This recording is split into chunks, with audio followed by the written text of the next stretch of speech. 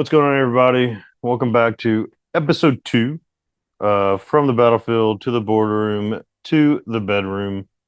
And I have my beautiful co-host, Tammy, Tammy Ann. That's kind of pretty. Taylor. I'm Taylor today. Tammy when you make me be a Tammy. Sorry for all those Tammys out there. Think Melissa McCarthy, in the movie Tammy. So my beautiful co-host, Taylor, back with me, diving into a few things. We've had a busy couple weeks. The last episode we recorded was probably 2 or 3 weeks ago now, but it went live this past week. So we're gonna kind of dive into the last couple of weeks, what we've been doing. The BATL Biz Summit was a big piece of the last multiple couple weeks, but we're gonna kind of dive into Taylor very terribly wrote several things on a piece of paper. I'm gonna try to translate those for y'all, I can definitely talk about it, baby. and then we're gonna Just talk pass a the little bit paper. about some of the stuff we're working on. So, do you want to dive right into that? Is that where we're going? We can. We can do that and I can go over it. We got it. So, today's what, the 15th, 16th of August? It is the 16th. 16th of August. A week and a half ago, we had the BATL Biz Summit. Okay. A lot of eye-opening situations and events and happenstances during the biggest event I've put on for sure, most expensive event I've put on for sure. And it was a big party and it was a massive splash. Um, I think it hit my desired effect of what I wanted to accomplish. But overall, you were a superstar on stage. All the feedback, the workout at Mercedes Benz, That was so fun. the dueling piano event. That was so fun. That is our The that's our dueling thing. piano was like crushed. They were so good. I did sing what's the song? What's our song? Shallow. Shallow. Ooh, ooh. That is not our song. It's a that's our we love that movie and I always sing it to you.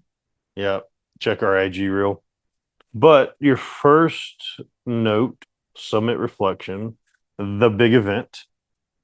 Tell us a little bit about what you wanted to talk about with the big event. So obviously we're talking about, I mean, the name of the podcast is From the Battlefield to the Boardroom to the Bedroom. So you guys kind of have an idea, especially from episode one. The big event really honed in on all three of those topics and aspects. Um, I think the summit in general was, I mean, it was close to perfect. You expect everybody warned you, especially for your big splash. Everybody warned you about, oh my God, shit's gonna hit the fan and blah blah blah. And I didn't really feel that. I mean, we did have a speaker go to the ER, That's true. and we did We did. have a couple party animals crash our party. I don't say it on camera, but I'm not sure. Uh, we'll use his quote unquote fake name, Jake, with the boys. Got it. Oh, So he's a character. I love that guy. Okay. I see. I see what you're there were saying. a few things that You're happened. just doing guy things. Yeah, Yeah. 100%. Okay. The boys were definitely doing guy things. Yeah. So there was fun, a lot of fun to be had. But Yeah, but we did overall, have a speaker go to the ER. He tripped and he's fell. a warrior. Yeah. Brian Bogert, we love you. God, we do. But we are going to make fun of you in the same breath. No. Yeah. He tripped and fell. It's kind of funny. You know what? He got up. And then he wrote a novel text message. That And was the longest text message I've ever his seen. story was amazing on stage, how he met. I don't know if she was a nurse. I don't know what her position was, but she was a Marine. And like shared that story that he had like 4 hours prior to showing up on stage. I was just like, wow, you got all that out of being in pain and your leg is like gashed open and there's like three gunshot wounds right beside you in the waiting room. And then you're learning this story about this lady and you guys have this bond. And it's just how he gathered all of that into one beautifully, Mastered text yeah, novel. but no, on stage. He The did. way he He did. flowed with it was He perfect. is Yeah. phenomenal. He's a phenomenal speaker. He has a phenomenal I think awareness about him is the best word, right? Sorry, I keep forgetting to do the camera, but at the end of the day, the snippets aren't going to come of me. So it's better for you to be on camera You're beautiful until too. we go to like YouTube when we publish this on YouTube. Anyways, he's like a really great, uh, I think, perspective on objectivity. It's like the best way to describe Brian. He's able to like take, honestly, the way I see it, he's like a, in Marvel when the Sorcerer Supreme before I'm going so nerdy before Doctor Strange, they go back in time to get the stones, and the Hulk walks in and she does like the out of body experience and talks to Bruce Banner while the Hulk's over there like just chilling, like Kinda. the astral projection stuff that they have in a lot of the. Okay, for those of y'all out there that have seen, Why am I drawing a blank right now? uh, I've watched all Marvel movies like 100 so times each. Doctor Strange, he had several astral projector moments, and then they have the capability of like knocking the astral form out of you, Yes. and they float around, right? Mhm. That's how I see Brian Bogert. Wow. He has the capability of like having like an out of body experience of Yeah. perspective, Yeah. objectivity of events. And he's just smiling. Yeah, You're like, wow, I want to be you when I grow up. and he's a great hugger. He's just a good guy. Yeah, Like I got off the stage and like walked quietly. This is where I feel, I don't know if introverted is the right word, but I'm like looking down and like there's nobody in the room. And then I get off stage and he's like, phenomenal job. I'm like, thank you so much. Like hobbled over to me. His leg is gashed and he looks like somebody just tried to beat him. His freaking, he's in pain and he's got it like rested on a suitcase. I'm just like, you don't have to get up. But by the time I looked up, he was already there. hopping over on Yes. one leg. And he stood by me and just was like phenomenal job, just smiling. I'm like, you're the best, dude. So I don't know. Shout out to Brian. That being said, I know you had other intentionality of speaking about the big event. Yeah. So obviously, we want to talk about our relationship and give you guys not only nuggets and takeaways. This is a perfect example and I guess situation, learning opportunity, especially for those who were there, who were a part of, saw, witnessed, loved it. I don't know how you wouldn't love it. But kind of going from the business piece into the relationship piece, the summit was a great way, and I've seen this multiple times and experienced it multiple times. More so with you, because when I was younger and going to conferences and stuff, I didn't really absorb that stuff. So now that I'm an adult, it's easy to kind of observe and see. So I was kind of taken by surprise, and there was a lot of great things, and there was a lot of things that me and my observant self saw that I was just taken back. And I don't know if it's a value system or belief system thing that I'm so strong on. And there's a lot less empathy attached for me personally towards an individual who is in a relationship. A lot of things that I witnessed, I was just like, I still love you where you're at, but I also am like, I would never do that. And never is a really strong word that you shouldn't use. I say shouldn't, you shouldn't. But I can't find it in me to be that person.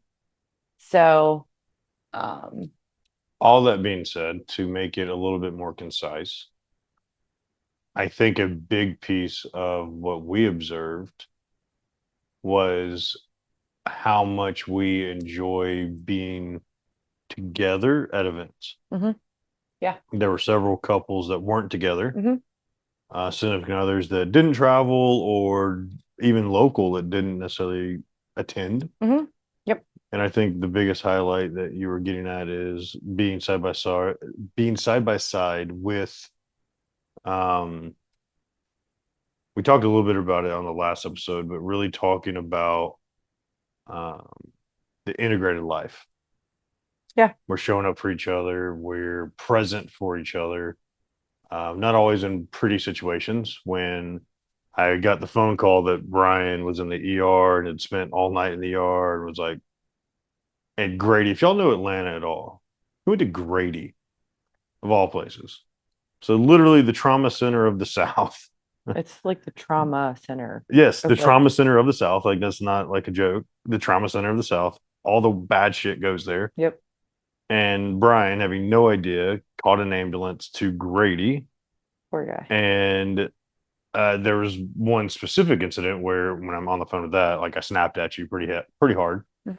Um, but overall, even through that, like you were there supporting, doing the things, moving my driver's seat, He hates that you drives me nuts.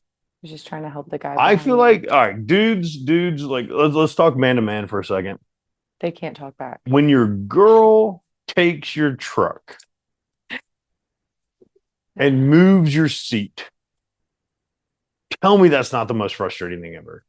But what's worse than that, say par chance, I'm not saying this is acceptable. I'm not defending that I snapped at you, but say perchance you're on the phone, one of your boys and one of the speakers of your summit is in the ER, and you walk up to see your girl moving your seat. Oh my God. That is the replay in my mind is like I'm on the phone. Oh shit, Brian's in the ER. I'm worried, and I see you hitting the button to move my seat, and I'm like, don't do that. Rage. I got so annoyed instantly. Let me just give some context behind this, ladies and gentlemen. Hold on. No context is needed. No No, context. I there's was wrong. context. I was wrong. Thank you. I was wrong. You're so, That's the context needed. I was wrong for snapping at you. yeah. He was. And I almost threw out the B Here's word. the but. This is And but. I feel like a lot of guys out there will empathize with that. But they don't have context. And there's the but. Well, the context is I asked you to do something, Like 3,000 things. I was like, got you, baby. and Let's you were fucking go doing into it battle. all. But what I didn't ask you to do was move my seat.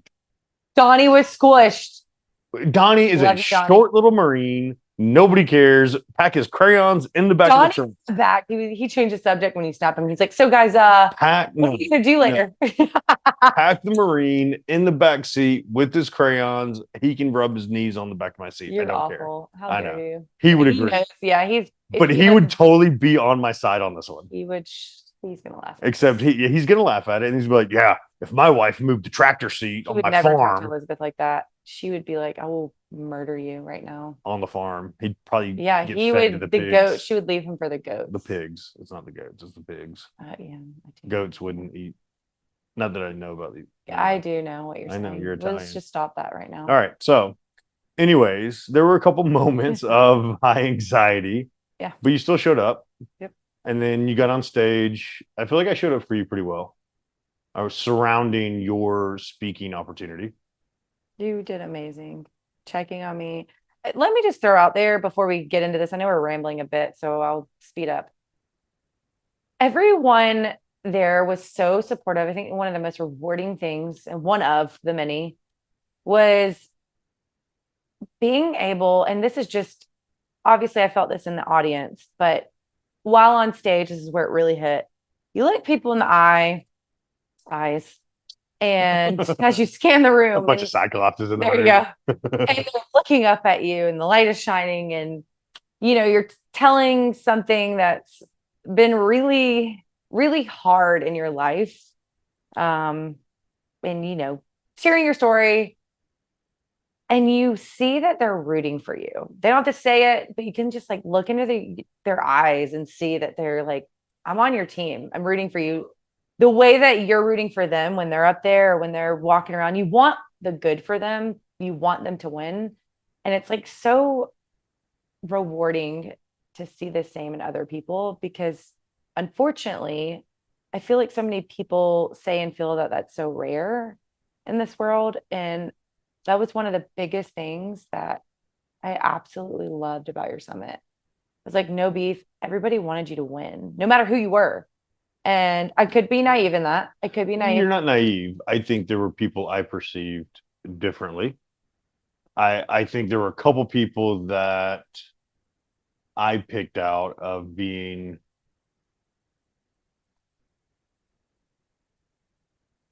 I think the best word is snobby. this is where I would say I'm not naive. That's where I don't acknowledge that. Right. That It was on a much higher level on my end as the host. I saw a couple things, but overall, I think the culture of battle and what we're building, you, Casey, Dave, Nate, the culture that we've built over the last year is very inclusive. We had somebody flying from Canada to attend that never met anybody in so person, sweet. and she gave one of the best compliments talking about how she felt very welcome. It was her first business conference. She didn't know what to expect. She hadn't met anybody before in person, and she not once felt unwelcome. It's so important. That's such a great compliment. I think that's a big piece about you underlined the us mentality over here. I think Mhm. that's a big piece of the environment I wanted to create, and I felt like that was accomplished really well. And we honed in on that on your last podcast, and that was one of the biggest things that I loved about coming into your business world and seeing your people just, I say your people, um, I mean, you're one of them our now. people, and it is your people. You're the one that drew the crowd, but like we are one. We're all one. But your people, you started it, you have led, and they just the way they show up with you for you, and that's like correlates into a relationship. I just think that's so beautiful and so special.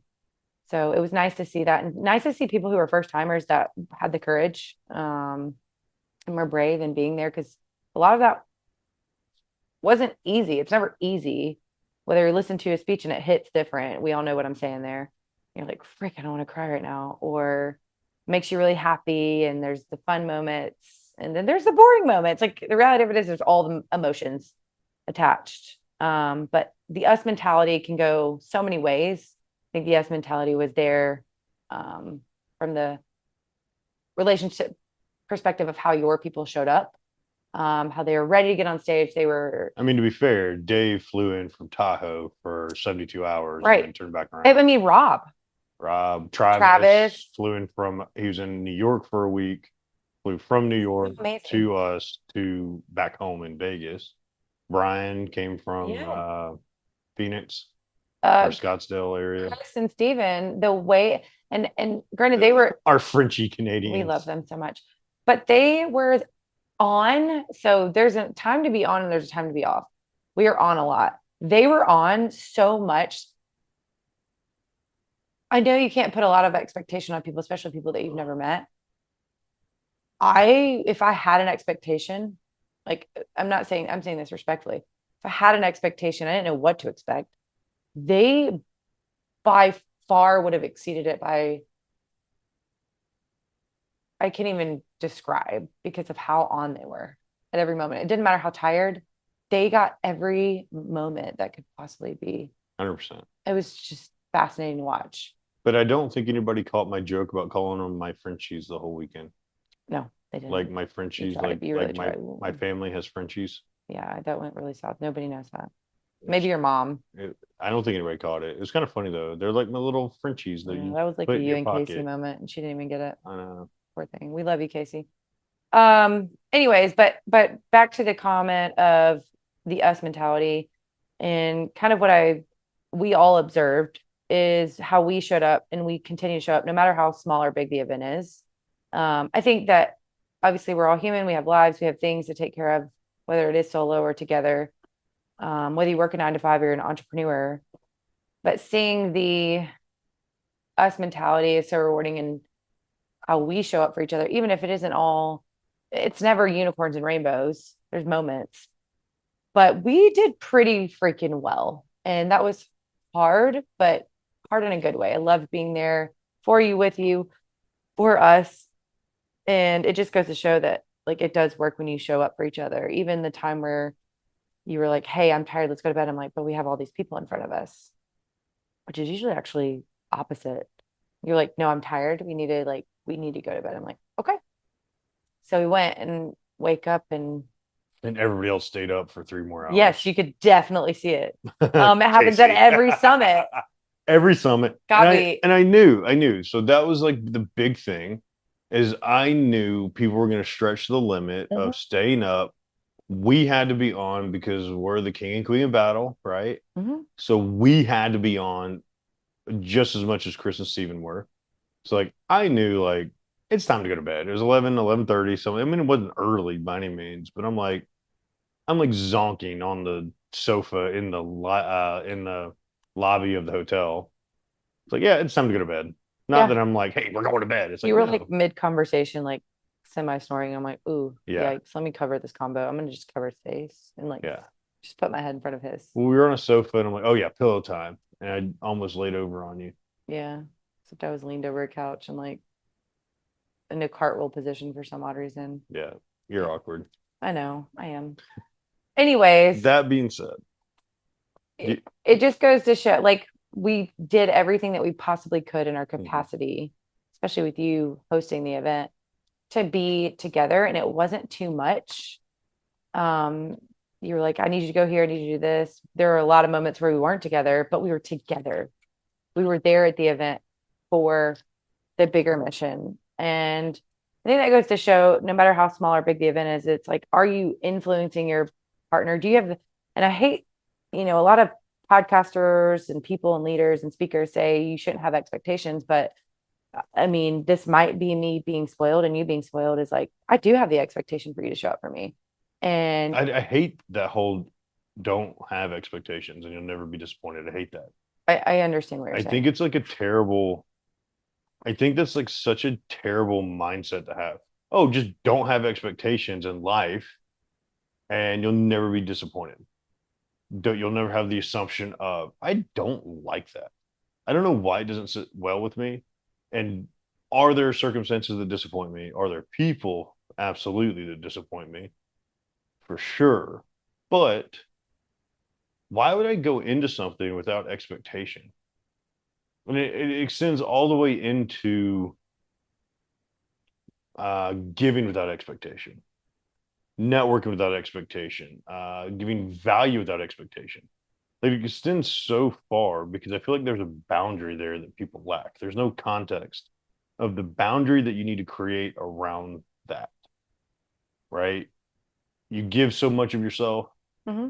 you never refill, but you keep giving, and you never create the boundary of I don't have any more to give. Yep. So you burn yourself out on things, Yeah. or people get used to it, and you've called me on it. You're spoiling the kids, but they're used to it. So how do you back up? Hmm. Right? Spoiling the kids isn't clients.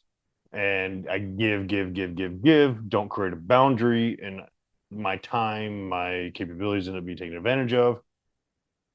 That whole not having expectations thing, I think, is a trap. And if you don't provide the context around maintaining accountability of those boundaries, not having expectations is like a really bad setup for a lot of people. And I think there's a that comment is can be taken so many different directions, because thinking of the people who have said it, I'm like, doesn't seem like that person, especially what they talk on. But I think it goes to the level of importance of the person in your life. So, for example, you're extremely important in my life, obviously, and I'm extremely important in your life. We are one.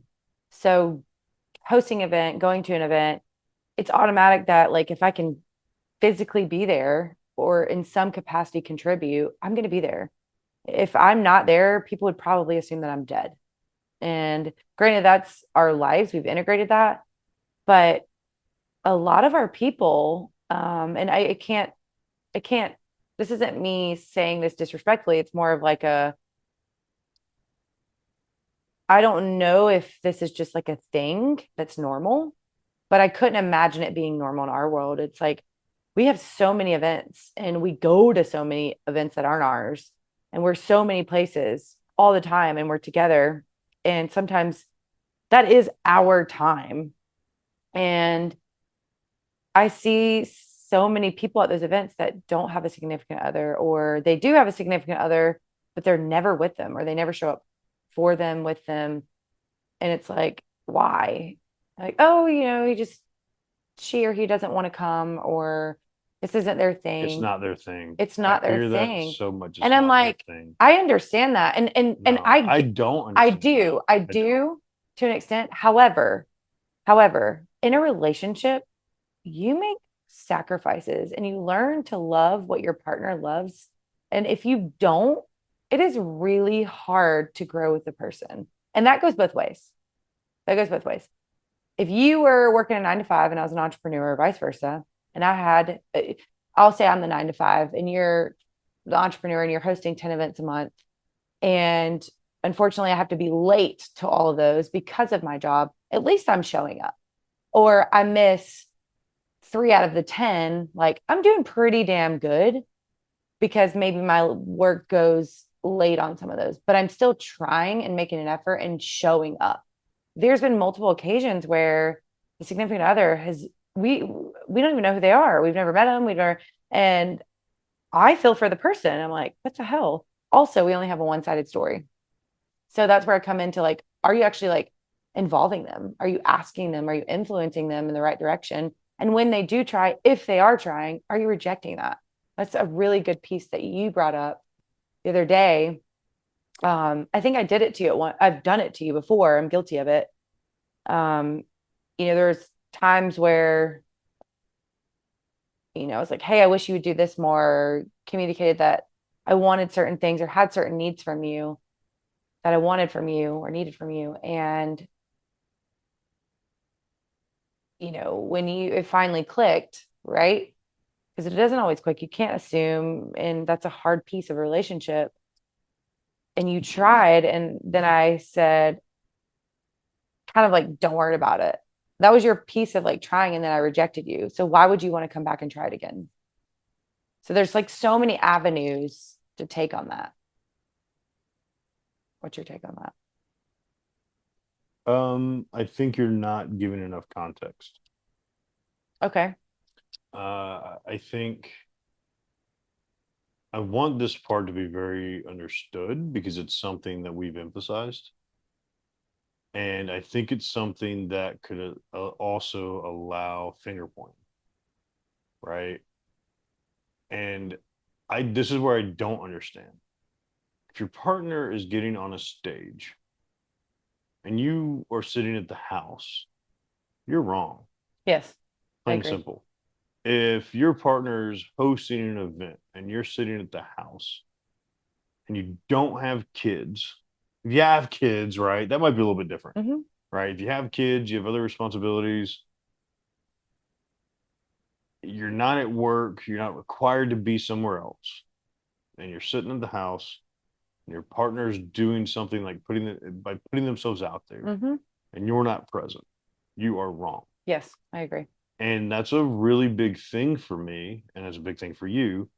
But it's also a big thing of where very few people I've ever been with have I even opened the door to allow them to have the capability to show up for me there Same. because I knew they wouldn't, right? Interesting.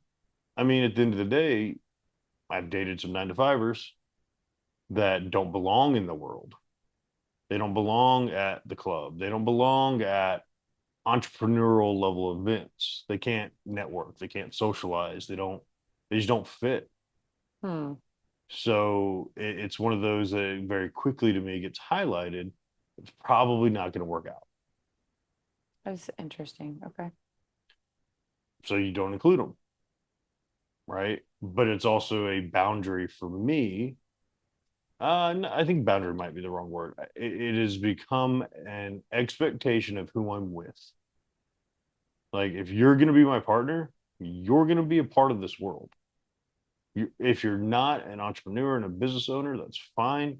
You're still going to have to be a part of the world because I'm traveling so much, I'm gone so much. If you can't hang, we're not going to see each other. And I want to see my person more than that. Right. So it's something that initially you were not of the entrepreneurial world. Hmm. Initially, in the first few months, I never invited you into my world. Right. But then it became a more serious thing between us, more conversations. Hey, I want you to come to this event, that event.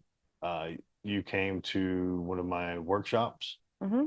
Yep. right? That was kind of the first step because you offhand mentioned one day you were uh, kind of getting the entrepreneurial bug again, right? You kind of mentioned you were interested in something. I'm like, oh man, You've said you struggled on this topic. I happen to be having a workshop next month on this topic. I'd love for you to be there. Mm-hmm.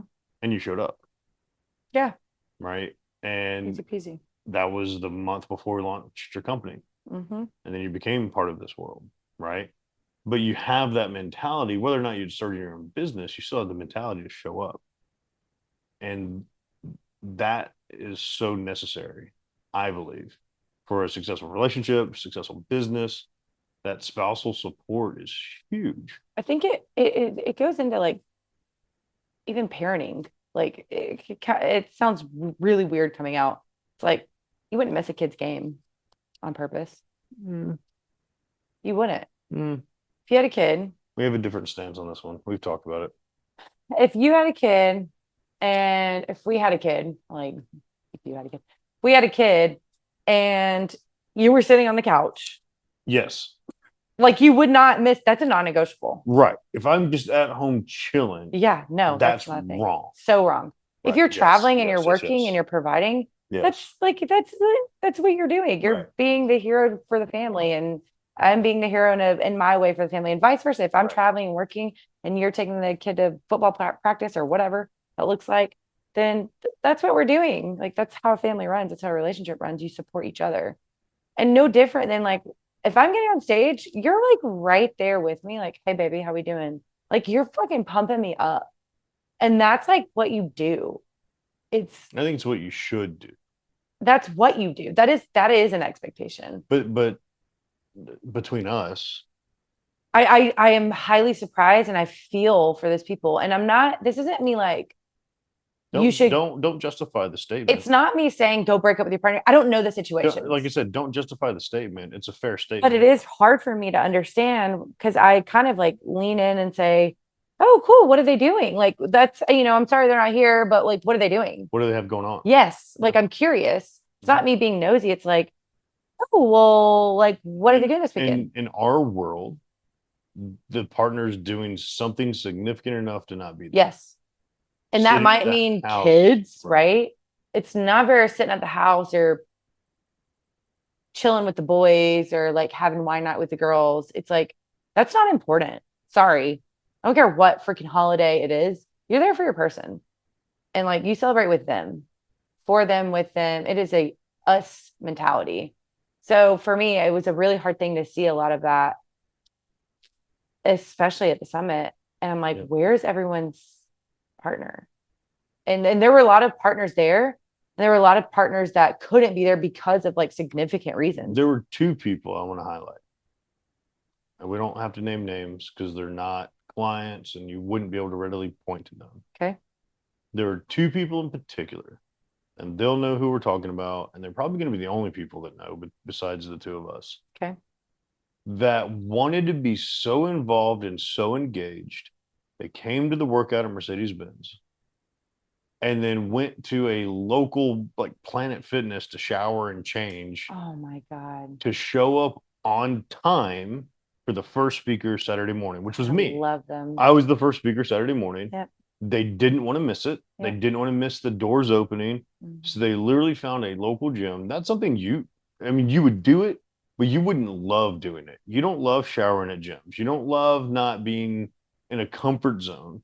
So it became something that was such a special thing that wow, y'all got here really quick. Y'all beat us here. Oh yeah, we just stopped at the YMCA, wherever they went. We just stopped at the Planet Fitness, showered real quick, but wanted to be sure we were here on time. And they did the workout, smiled, thanked us. We're so excited. They were like, I'm sorry I have to leave and can't help you clean up. I'm like, I never had an expectation for you to help me clean up. Thank you for being here and being present together as a couple. Yes. And like, but what I want to highlight the most about that, keep forgetting to change the camera. What I want to highlight the most about that. I love that you're highlighting them, by the way. Like, oh, so special. You have to, because just as strong as I see the people that showed up to that level, I also saw the people that didn't. There were people that had to be convinced to show up and only showed up for an hour. There were speakers. I won't name names, but I'm disappointed in them. There were speakers that only showed up for their time slot to speak. Mm-hmm. and they were not the highest level speaker, they were not the highest profile speaker, and they were not the highest revenue generating speaker. Yet they showed up less than. And to me, that is a massive reflection on how you operate. Yeah. Right. Beyond that, there are people that I'm going to use this I'm going to be very broad in this statement. There were people that promised to be present, people that were given tickets, didn't even buy tickets, didn't show up, didn't reach out, didn't apologize for not being present, but were included in the head count and probably have no awareness of the fact that they were included in a head count and they were made room for and they were counted on showing up. And if you can't show up, one of the strongest beliefs, and I put it in an email to our crew the other day, how you do one thing is how you do everything. Yes. And what I love about that couple we're talking about that took a shower at the local gym, Yes. how you do that. Oh, you're going to do that. I fully believe you're going to show up like that in everything. Mm-hmm. To the people that didn't show up and their name tags were still sitting on that damn table at the end of the weekend, and they didn't even show up at all when they promised, they guaranteed, they asked, hey, I would love a ticket. I might not can afford it. Or if you'll comp it, I'll show up. And I made those secessions. Sure, I got you. As long as you show up, I'll make sure you have a spot. And then they didn't show up. Those names are in my mind as well. I don't blame you. And those are the people that are not my people. If that's who you are as an individual, I'm not for it. Go away.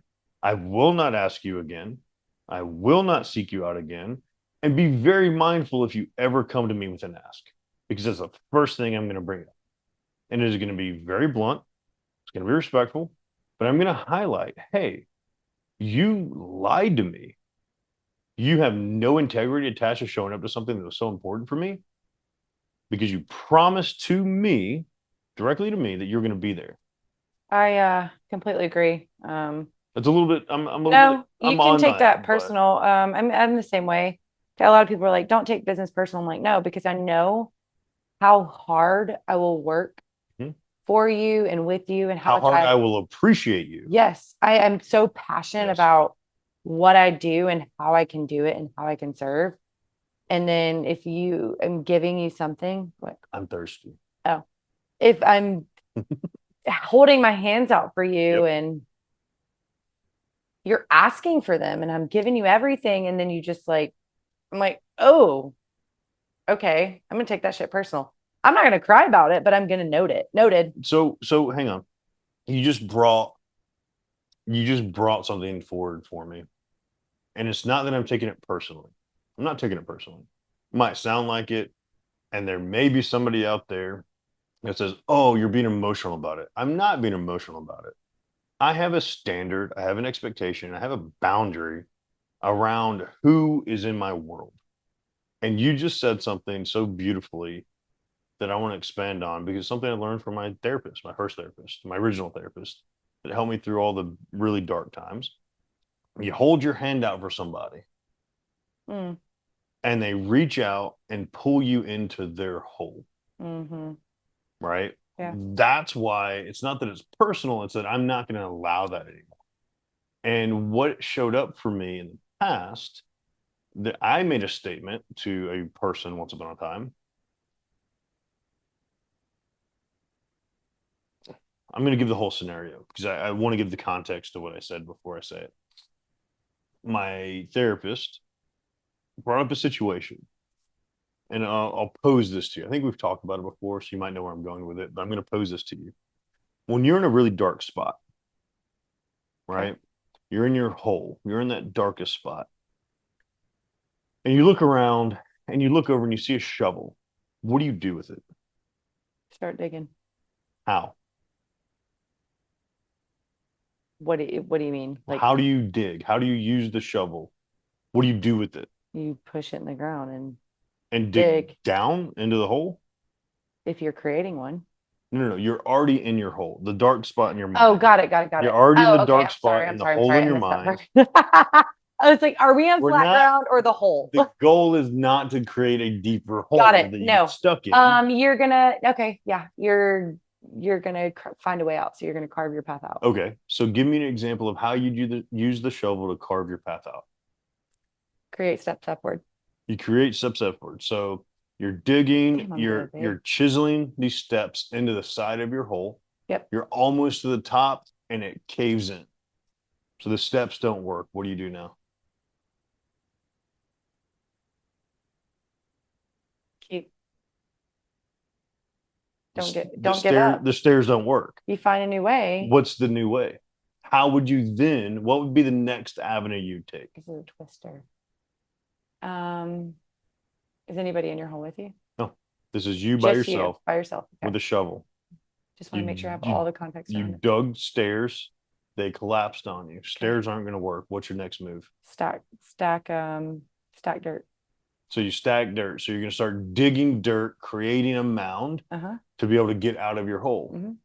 Right? Okay. So you get this mound. You're like, oh, I think I can reach the top of the hole. You start climbing up this mound. As you get almost, you reach up and the mound collapses and you fall back down to the bottom of your hole. And now the dirt, instead of being under your feet, is waist deep.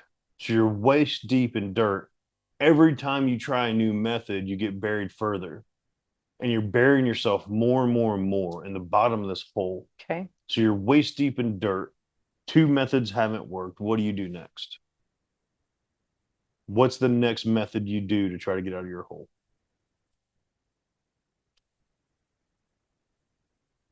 I feel like we have talked about this, and I'm drawing super bad blanks. So what's the It was next a really method? long time ago. Yep. I think we were friends. Yep. Because I just gone through this with my therapist. Yeah. Oh, So God, I hate that I'm not. You've dug stairs. You've built a mound. How else would you try to use the shovel to get out? What other methods could you use? Could God, what's the word I'm looking for? I know you're asking another question. No, I'm asking this question. It's almost like you would use it as a stick it in, step up. Stick it in, step up. Okay. So you're going to use it kind of like a pickaxe when you're ice climbing, climbing an ice wall. Good. Right? Yes. Yes. Okay. So you use that. So you almost get to the top. You hit the last one, the last rung, and it gives way. You fall. Okay. Back into the dirt. Now you're neck deep in All dirt. right. I'm getting impatient. Help me out here. Do you ever feel like when you're in your darkest spot, you keep trying to get out of it, but you keep falling back into it? Do you correlate with that? Yes. So there are a lot of people that correlate with that logic of when I'm in my dark place, I try. No matter what I do, I keep falling back into the darkness and I can't get out of my hole. I can't get out of this dark spot. And a lot of people feel that way and they feel alone and they feel like every time they try, they bury themselves deeper. Okay. It's a terrible feeling, right? That's called depression. Okay. Right? That leads to those things, that leads to anxiety, that leads to giving up. When my therapist posed this to me, he asked, do you feel that way? I'm like, no, I don't correlate with that feeling of I can't get out of my hole. Because I came up with probably 20 to 25 different ways. I'll tunnel out at an angle. I'll dig, I'll form an angle. I'll do this, I'll do that, I'll do this, I'll do that. Yeah. I continued and was never defeated in the thing. And he got to the point, he was like, okay, I got your point. You're creative. Did you ever feel like you were stuck in your hole? I'm like, no, because the way I operate, I always get out of my hole. You always figure it out. I always figure it out, but I understand always break my negative mindset. So I don't correlate with I'm stuck in my hole. Okay. He's like, okay, so you get out of this dark space, you get out of your hole, you're refreshed. You were down in your hole for a day or two, you were depressed for a day or two, you get out of your hole, and now you're, oh, fresh air. Oh my God, I'm out, I'm free. And then you look around. What do you see? A bunch of other holes. A bunch of other holes. This is where I correlate with you. A bunch of other holes. You see a bunch of other holes. So you're like, oh wow. The world is full of people that are in their hole and they can't get out of it. He's like, what do you do? I'm like, well, Try to save them. I walk over, I look in the hole and I see somebody in there and I jump in their hole. I make their problem my problem. Oh yeah, we did. This is what Yep. I can So I tell. jump in the hole. I make their problem my problem. I reach down to give them a hand out and they pull me into their hole. He's like, okay, so now you have the solution. You know how to get out of your hole. You can definitely teach this person how to get out of their hole, how to get out of their dark mindset, how to feel alive again. I'm so excited because I know exactly where you're going with this, and this is Then what I quit teach them. interrupting it. Sorry. So you sit there and you teach the person, this is how I got in my hole. This is what I do. These are the tactics. Literally, these are the tactics I used. You teach this person, you're dedicated to invested in this person getting out of their dark space. And they say, no, I don't want your help. Or as you're climbing up the way you did to get out of your hole, they grab you by the foot and drag you back down. And there are psychological studies that have been done with everything from like monkeys to rats to show you can be conditioned to never let somebody around you succeed. You pull them back down because it's really a fascinating thing. It's some sick shit. But there are scientists that have done studies on different breeds attached to you can condition the mind to never let one succeed. It's crazy.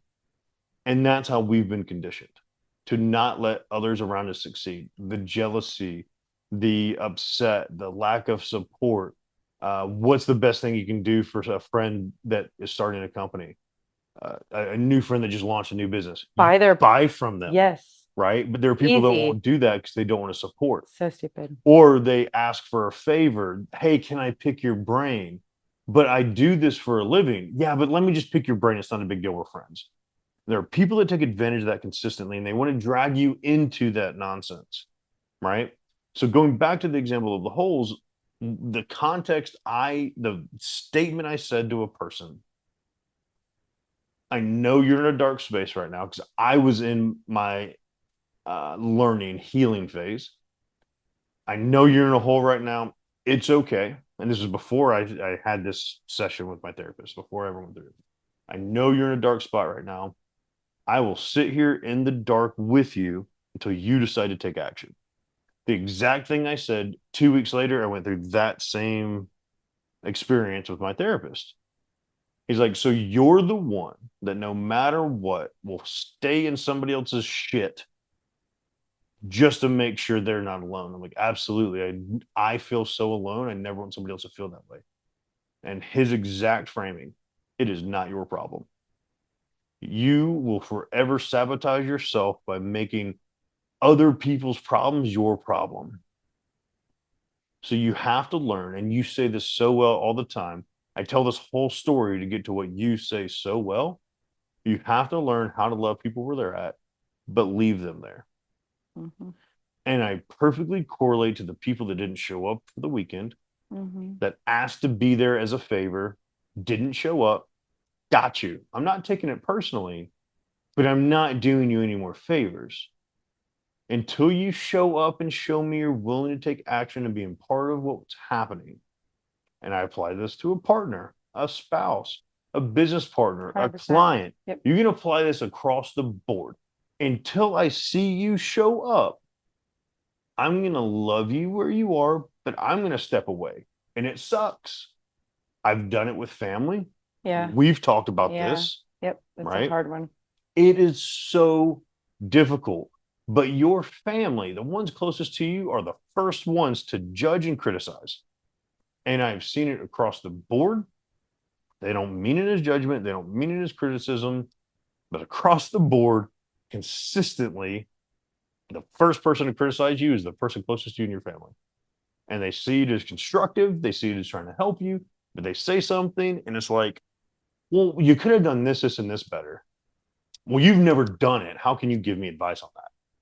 And it drives me nuts to see one that happen, But two, to have one of my shining star people be affected by that. And it drives me nuts because that right there is what drove me. It hurts. It hurt me. I had a family member. I rewind a couple years ago. I'm on a road trip. I just traveled to get paid to speak at a thing. The week before, I had sold 20K in 1 hour, my best 1 hour in business up to that point, made 20K in an hour. The launch, the second iteration, the second quarter of Business Builders, 20K in 1 hour. Crushed. The exact feedback. Well, Zachary, you should probably fill out your resume because it can go just as quick as it got there. You'll lose it just as quick as you got it. I know who said that to you. I had another situation. Was offered 8 figures for one of my companies. I'm hyped. I turn it down. There's so many things happening. The exact feedback from a different part of my family. Zach, you need to probably update your resume and think about getting a job just in case. Mm. And while people think that that's a supportive thing in their mind, oh, I'm just looking out and I'm worried about you. That is one of the most destructive things you could say to a family member. What you're doing is not working. Make sure you're ready to get a job. It's also like a form of unsolicited advice. Unsolicited advice. I didn't ask you for it. I'm having a conversation with you. You've asked me what's going on. Just talk to me a little bit because I usually frame around it. No. Please tell me more. And I tell you that, and that's what you say back. That is so destructive. And partners do it all the time. Spouses do it all the time. Family members do it all the time. Your closest friends do it all the time. The people that are not of this world do it all the time. And they don't, it doesn't register. They don't mean to be mean. They don't mean to be awful. Yeah. But for me, I've created boundaries around that. Mm-hmm. And I've gone off on a soapbox about all of this because I'm so passionate about this piece. And I want everybody to understand how damaging that can be if you allow it to continue. I think that's also goes into, and I'm sorry to interrupt you, is, and I say this when I hear it because I can't imagine you saying it to me or me defending it. Oh, it's just not his thing. And maybe that's because we have always been there for each other. I'm so blessed. Like, thank you. I'm so grateful. But I always like hear that, oh, it's not his thing, or he was like really tired from the travels. And I'm like, I don't fucking care how tired I am. I will crawl in a room for you. What's really disappointing as I think about it, I'm going to take that statement back. I was about to say, and honestly, it might be true, but I'd be curious to analyze it more. I think men are the biggest offender in that. I think more often than not, the female of the relationship shows up. Whether or not it's their thing, they show up to be present. And I don't know if it's like the nurturing instinct of a woman, but thinking through, yeah, unless there's a significant reason. Like the people kids. the people that we know that were males that showed up without their wives, Kids, or whatever, they were like, I mean, like, all of them we have couldn't kids. get a babysitter. Right. Like it was, or I mean, and to be honest, it's like cost prohibitive. Yeah. Not only do you have to find somebody to sit the kids for the weekend, you also have to double travel expenses, double hotel expenses, all these things, right? Yeah. It ends up being a lot. So there are reasons there. The men that didn't show up. I think to myself, like, it's such a rewarding thing to hear you say, that's my girl up there. Do y'all see her? And you're like excited for me. Oh yeah. It's so like that she's mine. Like, do y'all see her? Even when I post something, you'll like comment. And it's like kind of stepping in and like pissing on my leg. You know how you always marking my territory. But it's like it's such an attractive thing because it's like, of course you want your man to say that. You want your woman to say that. Like, yes. Hi, Like insert yourself. Being possessive of your partner is not a bad thing. It's so awesome. Like it's that's my girl. Like I'm so excited to show her off. Y'all see her? And I'm gonna let you know I'm standing right here. Like a poster board is like, Yes. I love her. I'm so Yes. glad you're winning. And then you look at the guys who didn't show. I'm like, why are you not excited for your? I'm saying guys because of the just what we've experienced. I'm just using the examples very recently too. Yes. Yeah. I mean, this happens both ways. So whoever the listeners are, please don't think it's not a male I'm gonna call guys out, but it is a lot more likely in our world for the guys that show up. And I'm like, bro, like this could go so many ways. One, she's crushing it, even when she's not. She needs you, and that goes for both. And two, like she's doing so fucking well right now. I'd be worried if I were you, because somebody's gonna steal her beautiful ass. Like she's doing amazing. No. That's the wrong. A man is not gonna think in those ways. So to talk to the men out there, I understand your perspective. I understand what you're saying. Are you correct? Yes.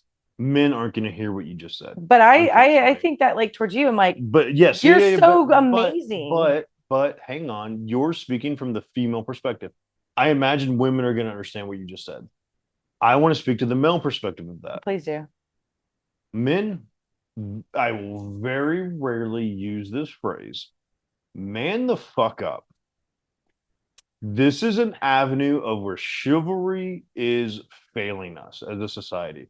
I will be the first one to say chivalry is dead, not because it isn't a thing, but because it's not appreciated to the extent it should be. We've talked about this in the past. I don't think chivalry is actually dead. I think it's underappreciated. But this is one of those things that's significant enough where if your woman is putting herself out there to that extent, man the fuck up and show up. Yeah. Right? There are very few times I will invoke that of man up and show up. I don't necessarily believe it. I'm not a Goggins follower, believer. Everything Goggins says I think is really toxic. I'm not normally that guy. So for me to say that, I'm that passionate about like man up and be proud of your woman by being present. Because at the end of the day, the biggest impact, and you've taught this to me more than I could ever actually articulate or probably understand. The one thing that you value the most is presence. Be there, show up, be present in the moment, right? Time. Mm-hmm. You value that. I think most women could correlate to that. Mm-hmm.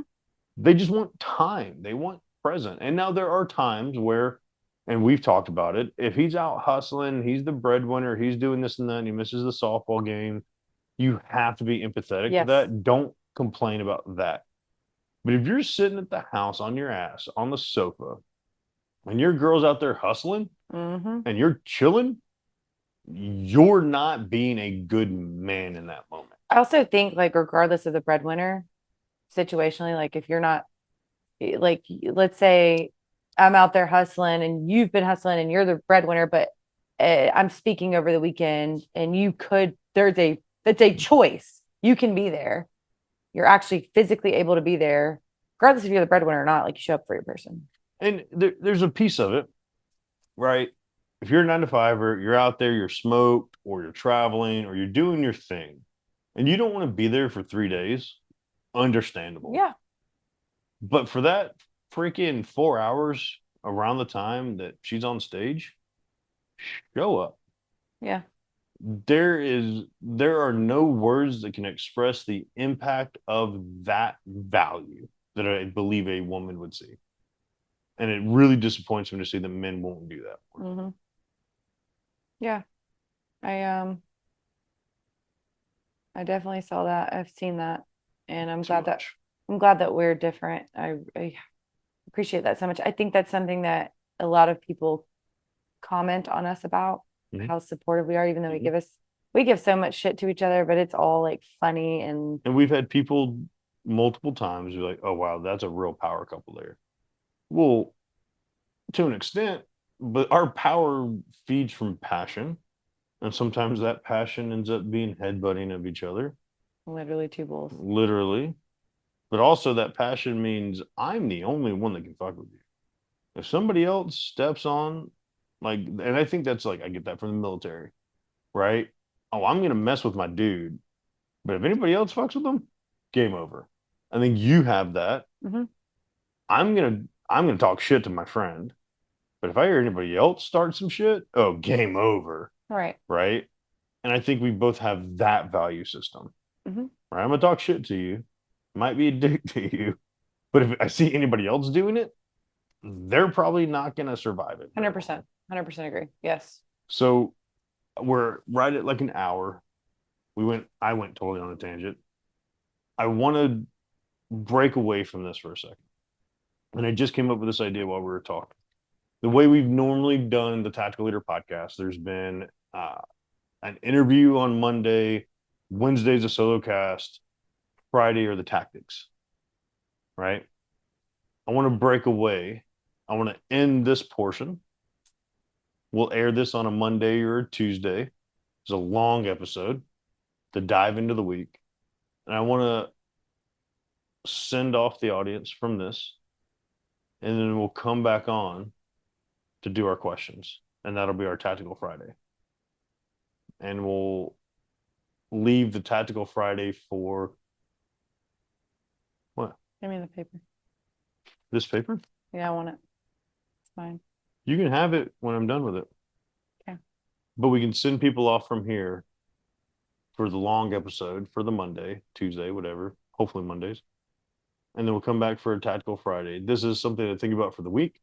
And Tactical Friday will be here are the questions that we brought appreciation toward each other for. Use these for date night tonight or this weekend. What do you think? You went so far in that. You mean Follow my lead. Follow my lead. Yeah, Give I'm me, like such a squirrel. yeah, you are. Give us a send off where they can find us, how they can find us, where they can follow us. Words of wisdom, but also all the things are about to die. They're almost done out of battery. My little thing.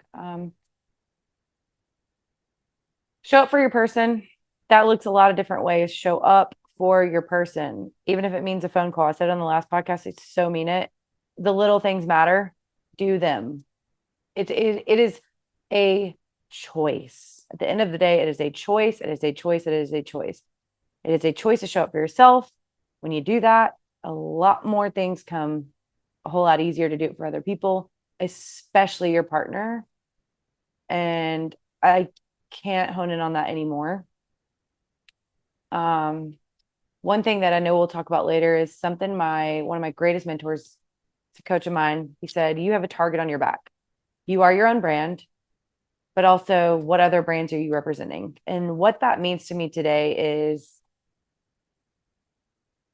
the target on your back, you are representing yourself as an entrepreneur, your own brand, so your business, the way you walk into a room, talk to people, being kind, the simplest thing you can do, but also your coaches and mentors, your parents, your spouse or significant other. The way you act and represent them, that target's still on your back. So that's something to think about. Like, are you doing those things? I'm not one to say, oh my gosh, I care what everybody thinks about me.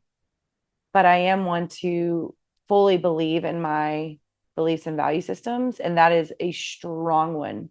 You can't fight me on it.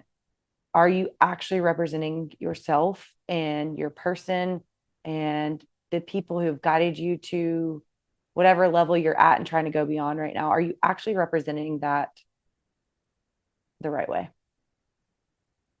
What? You're getting a good soapbox. Oh God, it hits me so hard. It hit me this weekend. But we're at time. I wish we would have gotten time. Yeah, I hate I that know. we didn't get to go over that. Well, we had good content. Yeah. So, as I said, you gave the word of wisdom. Next time, guys. Paragraph. Where can people find you, find us, find the things? You know, it's funny. I always mix my two Instagrams up. So search Taylor Merritt, Daddy Tay Fit, Daddy Tay Fitness _ DTF. Yikes. Yeah, I always do it. It's like I guess my Zack Knight, Taylor Merritt. I think we're gonna put Taylor A. Merritt, and we're gonna be Tam and Zan, not Zam. Oh, I'm not taking your name. Yeah, you are. Tacky and Zacky. They call me Daddy for a reason. Anyways, Zack Knight, catch me on IG, LinkedIn, Taylor Merritt, Daddy Tay Fitness, DTF. Patty Tay Fit, you name it. I'm there. I'm the first two that drop Go out. find her.